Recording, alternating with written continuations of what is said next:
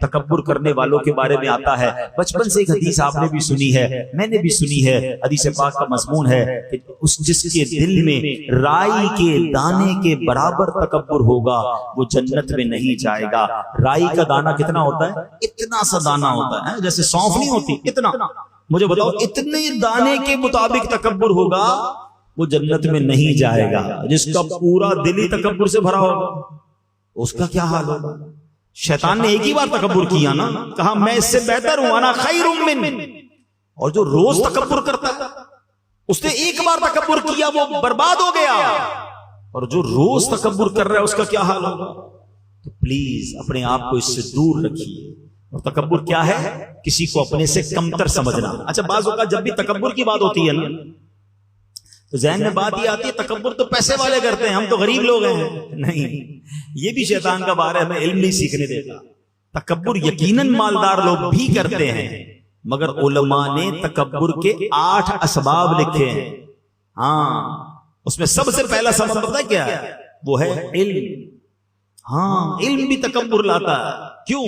جب بندہ عالم بن جائے یا بہت ساری نالج آ جائے وہ دوسروں کو حقیر سمجھنے لگتا ہے. میرے پاس تو اتنا کچھ ہے, اس کو تو آتا ہی کچھ نہیں ہے. تو یہی تو تکبر ہے نا کہ اس کو کچھ نہیں آتا, مجھے سب آتا ہے. روایتوں میں آتا ہے من قال انا عالم فهو جاہل, جو اپنے آپ کو کہے کہ میں عالم ہوں, فرمایا وہ جاہل ہے. علم سیکھنا ہے مگر تکبر نہیں آنا چاہیے. دوسرا ریزن علماء نے لکھا عبادت.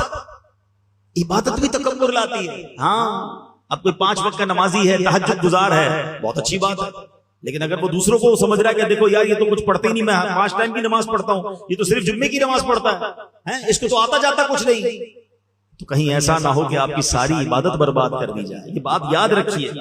وہ ایک واقعہ ہے نا کہ ایک بزرگ اپنے بیٹے کے ساتھ کہیں سفر پر جا رہے تھے. رات ہوئی, تہجد کا وقت ہوا, باپ بیٹے نے اٹھ کر تہجد پڑھی. سارے قافلے والے سو رہے تھے, صرف باپ بیٹے اٹھے تہجد پڑھنے کے لیے. تو بیٹا والد صاحب سے کہتا ہے ابا جان یہ کیسے لوگ ہیں, سارے سو رہے ہیں, کوئی نہیں اٹھا تہجد پڑھنے کے لیے.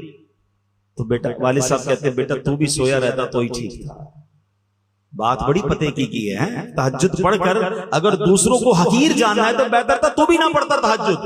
عبادت ضرور کرنی ہے مگر کسی کو حقیر نہیں جاننا. پھر مالدار پیسے ہوتے تو غریب سے تکبر کر رہے ہوتے ہیں. خوبصورتی بھی تکبر لاتی ہے. بندہ کہتا ہے میں خوبصورت, اس کا رنگ سانولا. طاقت تکبر لاتی ہے, میری باڈی اتنی مضبوط, میری اتنی طاقت, یہ بیچارہ کمزور, یہ میرے سامنے کیا کرے گا. اقتدار تکبر لاتا ہے. کسی کو سیٹ مل جائے وہ سمجھتا ہے باقی کی حیثیت ہی کوئی نہیں, مسل کے رکھ دوں گا. یہ اقتدار پر, دولت پر, خوبصورتی پر, طاقت پر تکبر کرنے والوں کبھی اترانا نہیں.